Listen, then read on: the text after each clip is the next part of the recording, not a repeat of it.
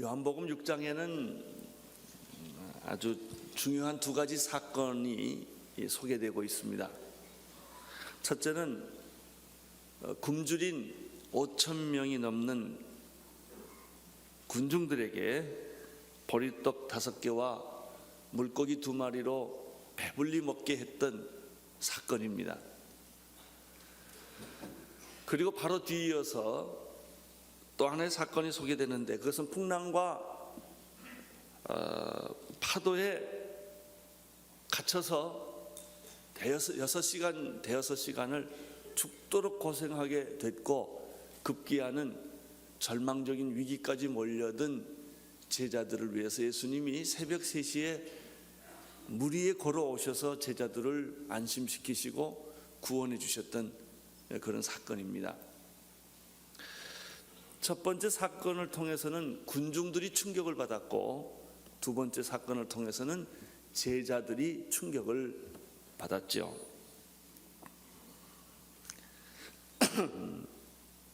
굶주렸다가 생각지도 못한 방법으로 배불리 먹게 된 많은 굶주린 사람들은 예수님에 대해서 전례 없는 관심과 흥미를 갖게 됩니다.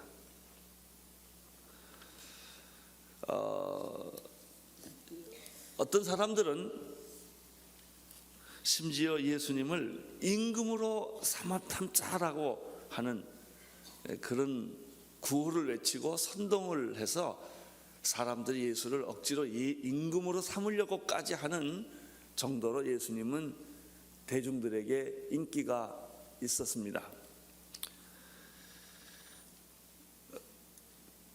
그리고 하룻밤이 지났습니다. 사람들은 잠에서 깨어나자마자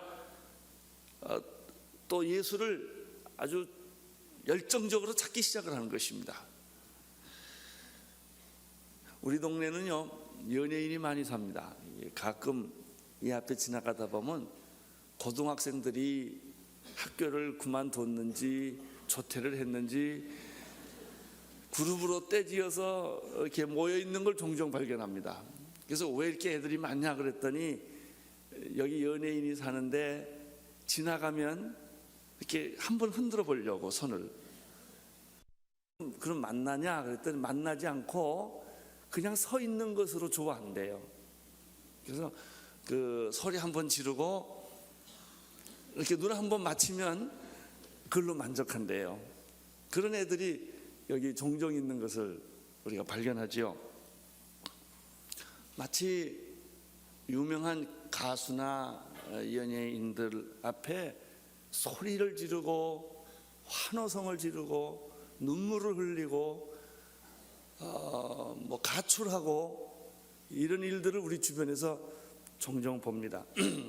그런데 그게 노는 애들만 그런 게 아니고요, 공부도 잘하고 점잖은 애들도 똑같습니다. 우리 애는 안 그러겠지.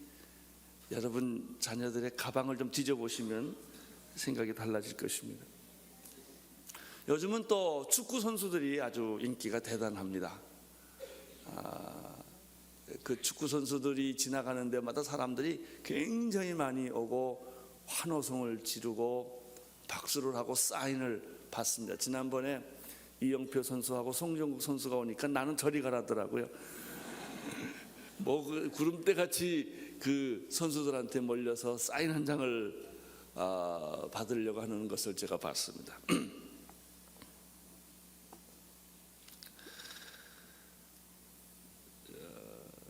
예수님이 기적을 베푸니까 사람들이 이런 현상이 생겼습니다.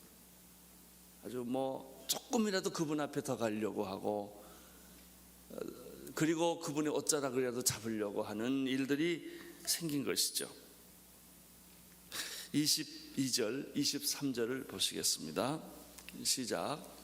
이튿날 바다 건너편 섰는 무리가 배 한 척밖에 다른 배가 거기 없는 것과, 또 어제 예수께서 제자들과 함께 그 배에 오르지 아니하시고 제자들만 가는 것을 보았더니 가로치고, 그러나 디베라에서 배들이 주의 축사하신 후 여럿이 떡 먹던 곳에 가까이 왔더라. 아침에 잠을 깨어서 예수님이 계신 줄 알고 가봤더니 예수님이 안 계신 겁니다. 그래서 굉장히 혼돈스러웠다 하는 내용이 22절, 23절의 내용입니다. 왜냐하면 분명히 어저께는 제자들은 배 타고 갔는데 그리고 예수님은 자기들과 함께 남아 있었단 말이죠. 근데 예수님이 안 계신 겁니다. 제자들도 없고 예수님도 안 계신 것이죠. 배가 한 척이 저쪽으로 가 있어요. 물론 그 무렵에 그날 그 소문이 많이 나서 배들이 다 그 예수님이 축사하신 후에 그쪽으로 모였다는 얘기도 여기에 삽입하고 있습니다. 사람들이 자기들이 그렇게 찾았던 우상이 사라진 것입니다. 자기들이 그렇게 따랐던 좋아했던 분이 없어진 거예요. 24절 25절을 보십시오. 시작. 무리가 거기 예수도 없었고 제자도 없음을 보고 곧 배를 타고 예수를 쫓아 가버나움으로 가서 바다 건너편에서 만나 랍비여 어느 때 여기 오셨나이까. 이 사람들도 무슨 서태지나 에티오티나 뭐 이런 싸이나 이런 사람들과 같이 뭐 애들이 그냥 뭐 정신없이 따라다닌 것처럼 이 군중들도 배 타고까지 예수님을 만나러 갔으니까 그 열기와 열정은 아주 대단했다고 생각을 합니다. 드디어 그들은 배를 타고 예수를 쫓아 가버나움까지 가서 예수님을 만나게 됐습니다. 만나자마자 그들은 예수님께 항의를 하듯이 아니 예수님 언제 여기 오셨습니까? 어떻게 여기에 오셨습니까? 라고 질문하는 것입니다.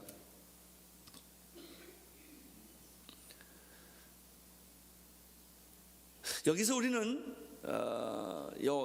어떻게 여기 오셨습니까? 언제 여기 오셨습니까? 라고 하는 그 군중들의 여러 같은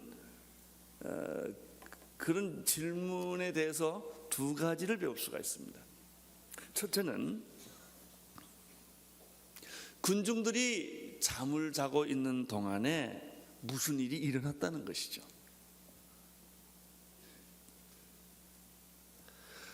군중들이 잠을 자고 있는 동안에 예수님은 밤 3시에 일어나서 물 위로 걸어가는 기적을 베풀면서 위기에 빠져 있는 제자들을 구원해 준 사건이 밤사이에 생긴 거예요. 무엇을 우리에게 가르쳐 줍니까? 우리가 잠자고 있는 동안에 우리가 상상 못할 일들이 일어난다는 거예요. 세상에서도 마찬가지입니다. 하룻밤 자고 나면 밤새 안녕하셨습니까? 인사할 정도로 밤에 쿠데타가 일어난다든지 전쟁이 일어난다든지 테러가 일어난다든지 또 우리가 알지 못하는 일들은 세상에서 일어나는 것이죠. 굉장히 많은 사건들이 우리가 모르는 사이에 일어납니다. 영적인 면에서도 마찬가지입니다. 우리가 졸고 있을 때, 자고 있을 때 하나님은 일하시는 거예요. 예수님은 새벽 3시라도 깨어서 무리를 걸어서라도 하나님은 일하시는 거예요. 주님은 일하신다는 것이죠. 내가 깨어있다고만 모든 게 다 되는 게 아닌 것입니다.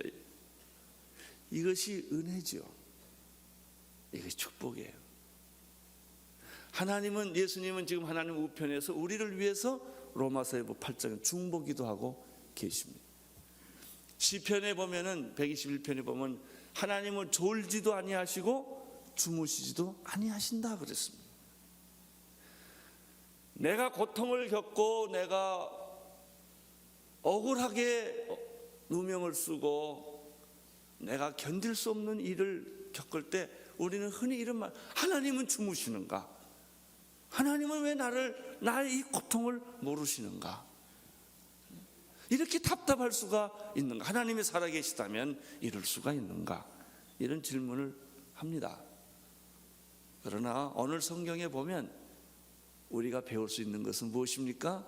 하나님은 주무시지도 졸지도 않으셨다는 것이죠.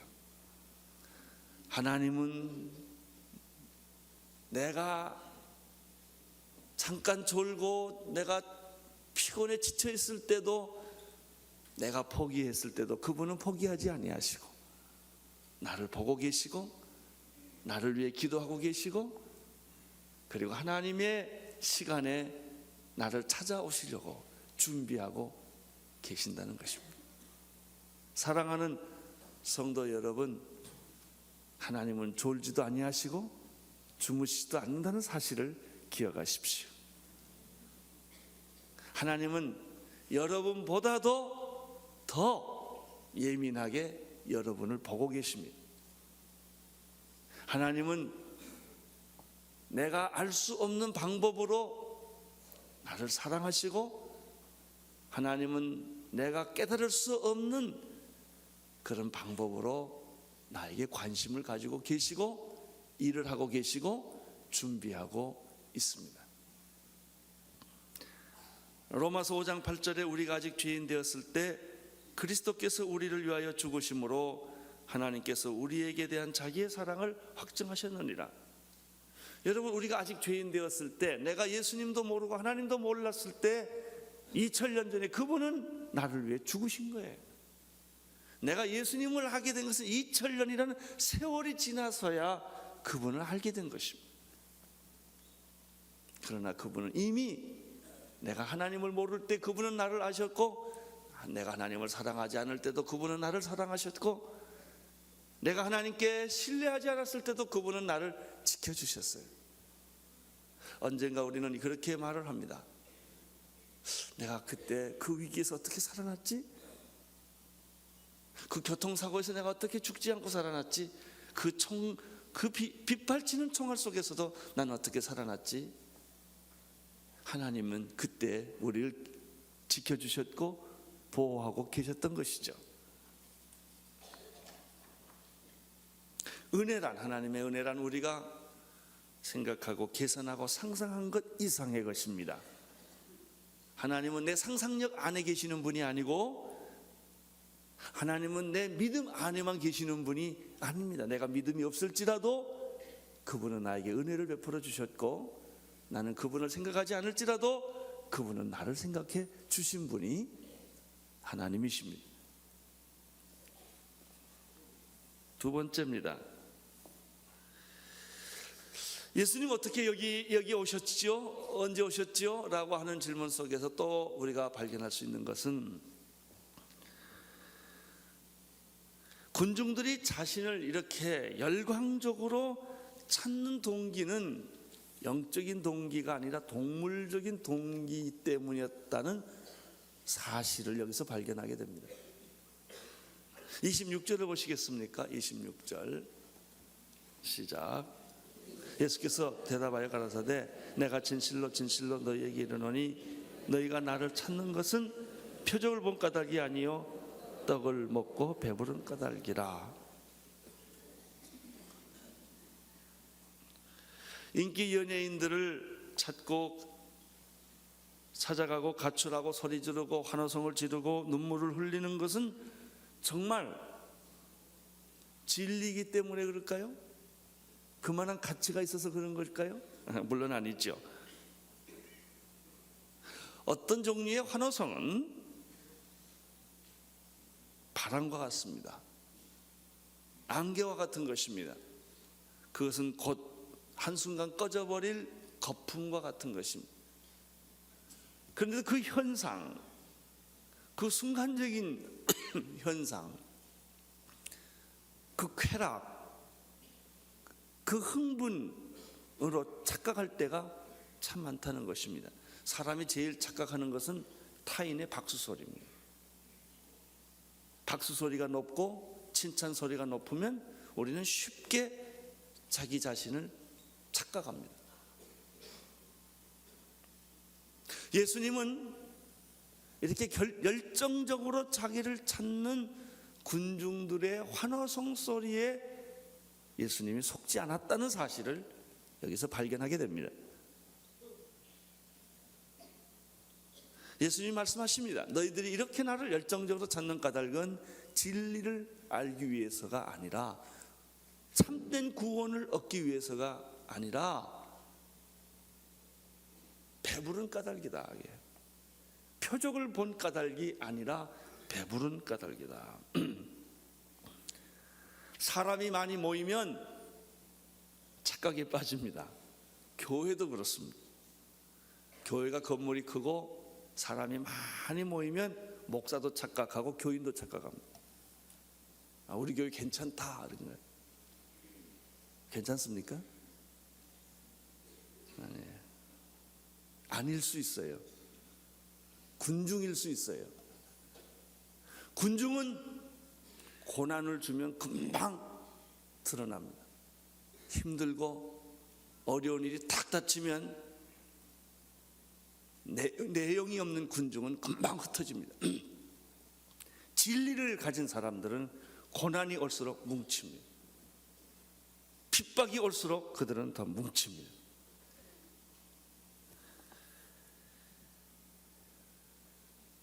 인기가 많으면 착각하기 쉽습니다. 권력과 돈을 가지면 자기 자신을 착각하기가 아주 쉽습니다. 높은 위치에 올라가면 착각하기 쉽습니다.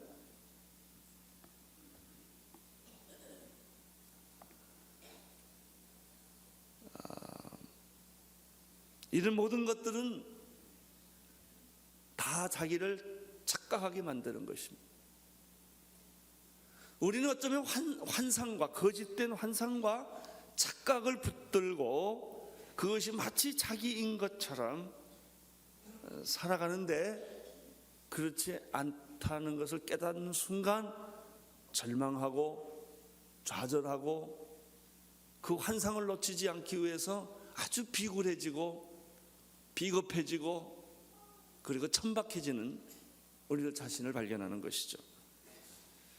26절을 조금 더 찾아보면 재미있는 표현을 발견할 수가 있습니다.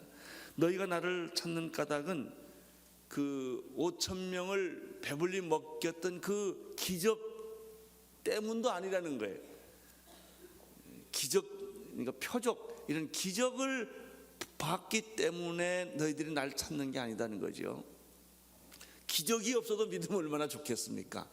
근데 여기 100번 양보하는 거예요. 자, 기적이라고 하더라도 기적만 보고 찾아와도 괜찮겠다는 거예요. 너희들이 나를 찾는 것은 기적도 아니고 배가 불렀기 때문이다. 다른 말로 말하면 너희들의 관심은 영적인 관심이 아니라 동물적 관심이었다. 참 기막히고 슬픈 이야기입니다. 우리들의 신앙을 가만히 분석해 보면요, 굉장히 동물적입니다. 포장은 영적입니다. 굉장히 포장은 영적인데 실제적으로 내 내면의 세계를 들어가 보면 굉장히 동물적이고 육적이고 성적이고 물질적입니다. 근데 그걸 그렇게 내놓으면 창피하니까 굉장히 아주 미사역으로 다 만들어서 자기를 합리화시켜서 자기는 동물적이고 물질적이고 성적이지 않는 존재로 이렇게 사람은 자기를 포장을 합니다. 네, 그렇지 않습니다. 이것이 바로 예수님께서 지적해 주신 사실입니다.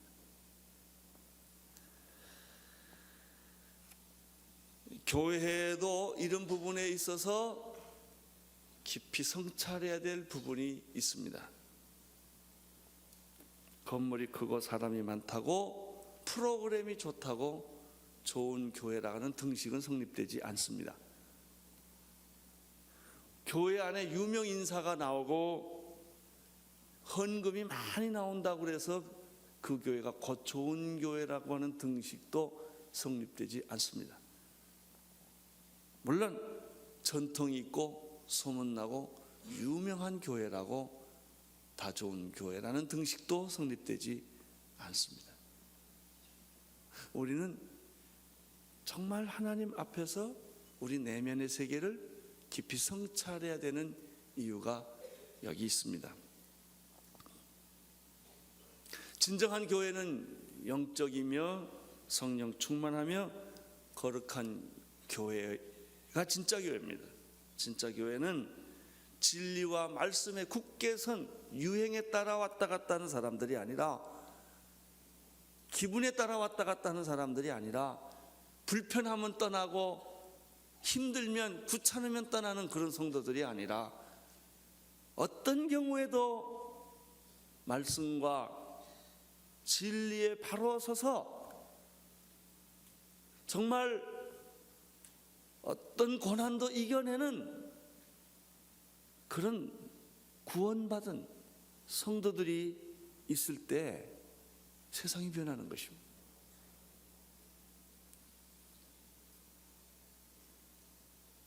이런 의미에서 교회는 순교적인 믿음을 가진 공동체이지요. 27절을 보겠습니다. 27절 시작. 썩는 양식을 위하여 일하지 말고 영생하도록 있는 양식을 위하여 하라. 이 양식은 인자가 너에게 주리니 인자는 아버지 하나님의 인치신 자니라. 썩는 양식이란 무엇일까요? 예수님은 말씀하셨습니다. 썩을 양식을 위하여 일하지 말라. 사람들이 나를 찾는 까닭은 하나님의 놀라운 기적을 봤기 때문에, 표적을 봤기 때문에, 그 영적인 사건 때문에 나를 찾는 것은 아니다. 그런 것처럼 보일지라도 사실 그 내면의 세계를 뚫고 들어가 보니까 동물적이었다. 그럼 인간의 배를 채워주는 이 양식이란 뭐냐? 성경에서는 썩는 양식이라는 표현을 썼습니다.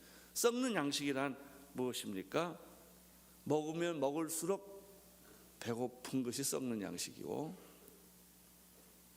또 다시 먹어야 되는 것이 썩는 양식입니다. 우리는 이 하루에 3끼 먹는 썩을 양식 때문에 우리 일생을 바치고, 우리는 세상에 나가서 생존 경쟁 속에서 사는 것이죠. 근데 이 썩는 양식의 특징이 있습니다. 인간만 먹는 게 아니라 동물이나 인간이나 이 양식은 똑같이 먹는다는 거예요. 이런 의미에서 썩는 양식을 먹는 사람은 인간이 동물적일 수 있다라는 뜻입니다. 동물도 똑같이 먹고 사람도 똑같이 먹습니다. 여행을 해보면 우리는 가끔 자연의 그 신비에 접하게 되고, 거기에 정말 아름다운 새들이나 짐승들이나 이런 거를 보게 됩니다. 그래서 환호성을 지르면서 그 새나 펠리칸이나 갈매기나 이런 걸 가만 보고 움직이는 걸 가만 보면 그들이 움직이는 초점은 딱 하나입니다. 먹을 거 찾는 겁니다. 아주 무섭게 찾습니다. 시걸들이 그렇습니다. 제가 언젠가 바닷가에 한번 갔더니 뭐 배들이 그 까마귀 시걸들이 꽉 차 있는데, 알고 봤더니 내가 그 구경하는 배가 고기를 잡아가지고 고기를 푸는 그 장비한데, 그걸 푸다가 하나가 삐끗하고 저쪽으로 나면 그거 주워 먹으려고 그냥 뭐 아기 다툼을 하는 거예요. 그렇게 고상하게 생긴 새가 그렇게 아기 다툼을 해요. 사자가 달리는 거, 표범이 달리는 거, 모든 것은 딱 하나입니다. 먹을 거예요. 산에 있는 동물이 민가에 내려오는 것도 먹을 거 하나예요.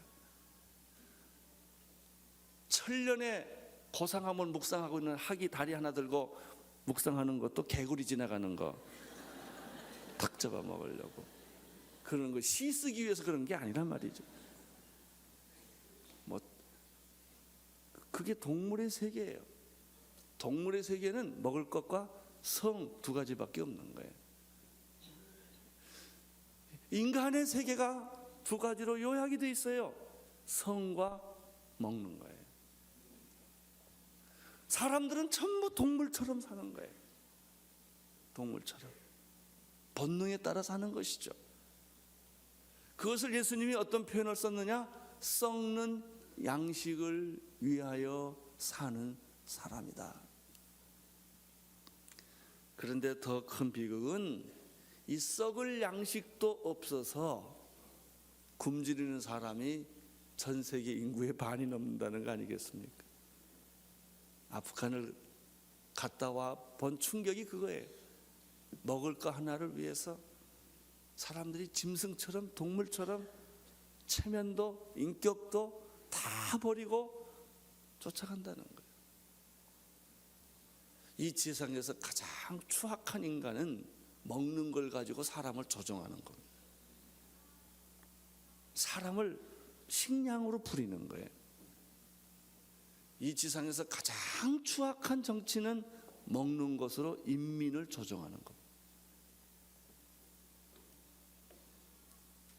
썩을 양식을 그것도 없어서 인생들이 굶주리고 동물처럼 살아갑니다. 오늘 예수님이 무슨 말씀을 하셨냐면 그 썩을 양식이 너의 인생의 목표가 되지 않게 해라. 썩을 양식이 너의 인생의 목적이 되지 않게 해라. 내가 이 세상을 사는 것은 동물처럼 그렇게 사는 것이 아니다라고 하는 것이죠. 그러면 인생의 참된 목적은 무엇입니까? 영생하도록 있는 양식, 생명의 양식. 오늘 찬양을 불러주셨습니다만 생명의 양식, 생명을 주는 양식, 영생하는 양식이 있다. 이걸 또 다른 말은 인간의 육신은 썩을 양식이 필요합니다. 새끼 먹어야 되니까. 그러나 인간의 영혼은 영원한 양식이 필요합니다. 당신은 인간의 육신을 위한 양식을 위해서는 경험도 많고 준비도 되어 있고, 그리고 여러분들이 최선을 다해서 이 썩을 양식을 위해서는 살지만 과연 영혼을 위한 양식, 영생을 위한 양식을 위해서는 당신이 소유한 것이 무엇이 있느냐? 그것을 위해서 여러분들은 얼마나 노력하고 얼마나 많은 투쟁을 하고 얼마나 많은 생각을 해봤느냐 하는 이야기입니다. 이 영생하도록 있는 양식은 그러면 무엇이겠습니까? 이 영생하도록 하는 양식은 누가 주는 것입니까? 오늘 성경에 보면은 그 영생하도록 양식을 주는 분이 인자라고 하는 것입니다. 인자. 그 인자는 누구입니까? 인간의 아들이에요. 하나님의 아들이요, 인간의 아들이죠. 예수는 바로 예수 그리스도 인자. 그분이 영생하도록 하는 양식을 주시는 분이시다. 예수님은 수가성의 여인에게 너는 이 물을 먹으면 다시는 목마르려니와, 그 야곱의 우물입니다. 그러나 내가 주는 물을 마시면 영원히 목마르지 아니하리라. 주여 그런 물을 나도 주옵소서. 내가 물을 길러 오지 않도록 그런 물을 나에게 주시옵소서. 예수님은 생명의 물입니다. 오늘 여기서는 예수님은 생명의 떡이십니다. 너희들이 먹는 떡은 다시 배고프려니와, 또 밥을 먹어야 하지만은, 그러나 내가 주는 양식은 영원한 양식이요 영생을 주는 양식이다. 그래서 예수님은 자기 살을 뜯어서 우리에게 주신 것이죠. 찢어서 우리에게 주신 것이죠. 그러면 예수님은 우리에게 생명의 떡을 주시는 분이신데, 이거를 조금 더 직접적으로 얘기하면 예수님 자신이 떡이에요. 예수님 자신이 생수이시고 예수님 자신이 떡이십니다. 이런 의미에서 예수를 믿는다라는 얘기는 예수를 먹는다라는 말과 일치합니다. 믿는다라고 말했을 때는 나하고 관계가 떨어져 있습니다. 진리는 아는 게 아닙니다. 진리는 이해하는 게 아닙니다. 진리는 먹는 것입니다. 우리들의 지식이 힘이 없고 우리들의 지성이 나약한 까닭은 그것은 객관적인 지식이기 때문에 그렇습니다. 그것은 자기 삶의 철학이요, 자기 삶의 일부요, 자기의 삶에 자기의 피와 살이 되지를 못한 철학, 피와 살이 되지 못하는 사상, 피와 살이 되지 못하는 지식으로 남는 것은 구름과 같은 것입니다. 얼마든지 배신할 수 있는 것이고 얼마든지 바꿀 수 있는 거예요. 진정한 진리는 내 몸 안에 들어오는 것입니다. 예수님이 내 안에, 내가 그 안에 있는 것처럼. 영적인 것, 참된 영적인 것은 내 안에 피가 되고 살이 되고 그것이 그리스도 안에서 연합을 이루는 것입니다. 이 믿음이에요. 이런 믿음을 가진 사람들은 내 옷을 껍데기를 벗겼다 할지라도 믿음이 내 옷을 입는 게 아니기 때문에, 믿음은 이미 내 피 속에 살 속에 박혀 있는 것이기 때문에 내 신분을 바꾸고 내 의상을 바꾸고 내 직업을 바꾼다 할지라도 내 안에 있는 이 피와 살 속에 들어와 있는 이 믿음은 아무 누구도 빼앗거나 바꿀 수가 없는 것이죠. 이게 떡이에요. 내가 너희에게 생수를 주겠노라, 내가 너희에게 생명의 떡을 주겠노라. 나를 먹는 자는 영원히 배고프지 아니하리라. 예수님께서 하시는 말씀이에요. 사랑하는 성도 여러분, 여러분들이 예수를 믿는 것이, 교회를 나오는 것이 하나의 습관입니까? 하나의 관념이십니까? 아니면 정말 그리스도가 내 안에 피가 되고 살이 되고 생명이 내 안에 들어와 있는 것입니까? 나는 여러분들이 예수님을 따라다니는 수많은 군중이 아니기를 바랍니다. 예수님의 생명이 내 안에 피가 되고 살이 되고 내 몸 안에 들어오고 내 생각 안에 자리를 잡고 내 인생 전체 자리를 잡은, 그래서 내 피를 뽑으면 예수의 피가 나오고 내 가슴을 찌르면 예수의 심장이 나오고 내 생각을 뜯어보면 다 예수님의 생각으로 가득 차 있는 이런 사람일 때 우리는 이 세상을 변화시킬 수 있고 이 세상에서 어떤 환난을 당해나 우리는 두려워하지 않고 세상을 이겨낼 수가 있는 것이죠. 그 믿음이 오늘 여러분에게 있게 되기를 축원합니다. 값싼 믿음, 값싼 은혜, 감정적인 환상, 그런 순정적인 착각하는 믿음이 아니고 예수 그리스도의 십자가의 믿음, 예수 그리스도의 부활의 믿음이 내 안에 있는 것이죠.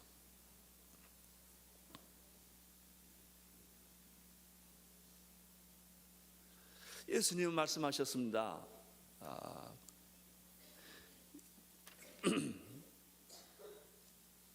이 양식은 인자가 너희에게 주리니 라고 했는데, 예수님이 너희에게 주리니, 내가 너희에게 주리니, 내가 너희의 생명의 떡이니, 그 인자는 누구냐? 아버지 하나님의 도장을 받은 사람이다.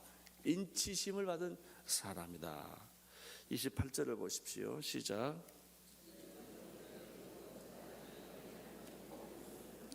그 말을 듣고 사람들은 또 이렇게 반응합니다. 그렇다면 우리가 어떻게 해야 하나님의 일을 하리까? 여기 아주 또 중요한 사실 하나를 배우게 됩니다. 인간의 끊임없는 관심은 행동이라는 거예요. 행위. 여기 보세요. 어떻게 해야 내가 하나님의 일을 할 수 있습니까? 사람의 그 죄성의 뿌리에는 언제나 행위가 있고 공로의식이 있어요.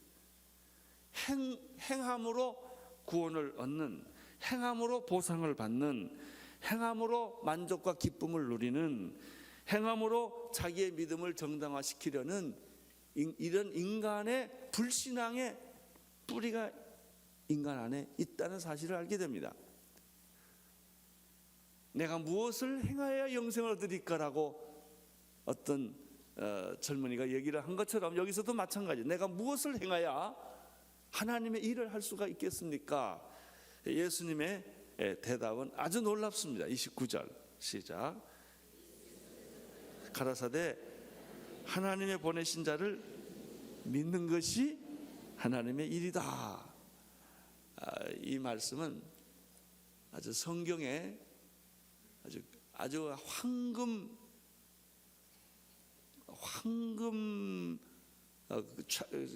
챕터가 있어요. 황금률이 있어요. 황금률.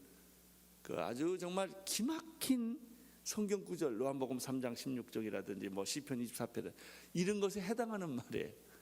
아주 값비싼, 굉장히 중요한, 아주 놀라운 그런 메시지예요. 하나님의 일이라는 게 뭐냐? 하나님의 일을 다른 말로 하면 사역이지요.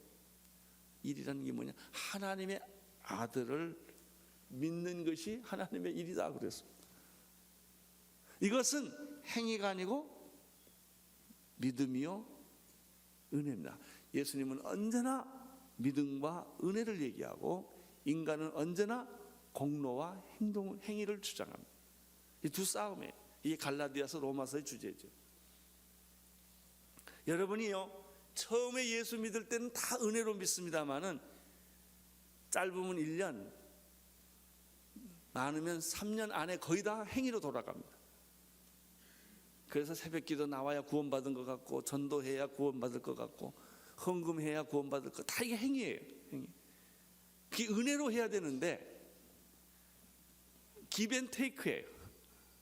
내가 하나님 이만큼 하니까 나 이만큼 해주시오. 하나님 내가 그렇게 새벽기도 했는데 나한테 그럴 수가 있습니까? 이거 다 그 소리예요. 이게 전부 행위와 믿음과의 관계. 나는 하나님께 이렇게 공을 드렸는데 하나님 나한테 뭘 해줬냐 이거예요. 섭섭하다 이거예요. 전부 여기에 행위와 믿음과의 관계, 은혜와 믿음과의 관계. 인간은 언제나 공로와 행위를 주장하고 하나님은 언제나 믿음과 은혜를 이야기를 해주십니다. 진짜 하나님의 일이란 게 뭐냐? 하나님의 아들을 믿는 것이 하나님의 일이다. 이 말이 무슨 말일까? 그럼 아무것도 하지 말라는 말일까? 그게 아니에요. 예수님이 하신 모든 일들을 받아들이고 믿는 것을 의미합니다.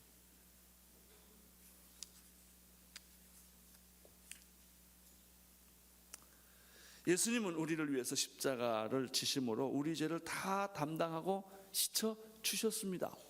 예수님은 우리를 위해서 부활하셨습니다. 그래서 우리에게 부활을 선물로 주셨습니다. 예수님은 우리를 위해 승천하심으로 우리에게 천국을 보증하여 주셨습니다. 예수님은 우리를 위하여 앞으로 재림하실 것입니다. 재림을 통하여 우리에게 희망과 승리를 주셨습니다. 이런 사실을 우리가 어떻게 해요? 믿는 거예요.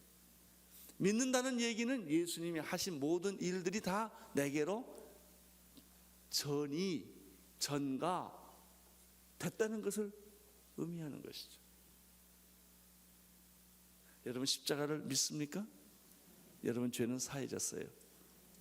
여러분 부활을 믿습니까? 여러분의 승리는 보장되었어요. 믿는 것이 하나님의 일이다. 이렇게 되면 어떤 일이 생기는가?